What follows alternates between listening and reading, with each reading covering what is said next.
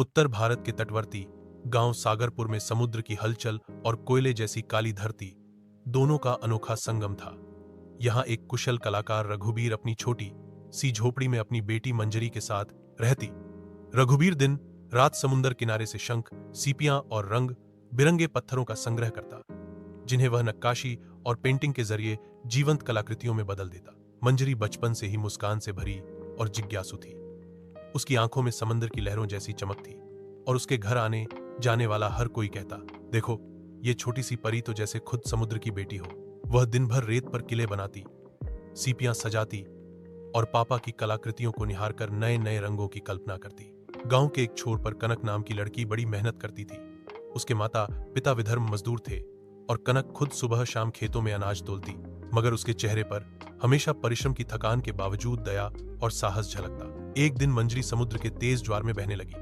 लोग डर से दूर खड़े रहे, पर कनक ने बिना सोचे कूद लगाई और मंजरी को बचाकर चट्टानों तक खींच लाई। गांव में सबसे सुंदर को सम्मानित किया जाता था। रघुबीर ने तय किया कि अपने जन्मदिन पर वह सबके सामने मंजरी के लिए एक सिंदूरदान श्रद्धांजलि उद्घाटन करेगा। पर मंजरी ने मंच पर खड़े होते ही वह सजावटी सिंदूरदान वहीं छोड़कर कनक को हाथ थाम लिया और बोली, आपने मेरी जान बचाई, इसलिए आप सबसे सुंदर हो। भीड़ खामोश रह गई। रघुबीर की आंखों में आंसू थे। उस दिन उसने जाना कि असली सुंदरता चेहरे पर नहीं, कर्म और हृदय की गहराइयों में बसती है। कनक की बहादुरी और मंजरी के प्यार ने गांव में एक नई लहर ला दी। रघुबीर ने कनक को अपनी शिष्य बनाकर उसे कोरल पेंटिंग सिखाई। जल्द ही कनक की कलाकृतियां भी देश भर में प्रसिद्ध हो गईं।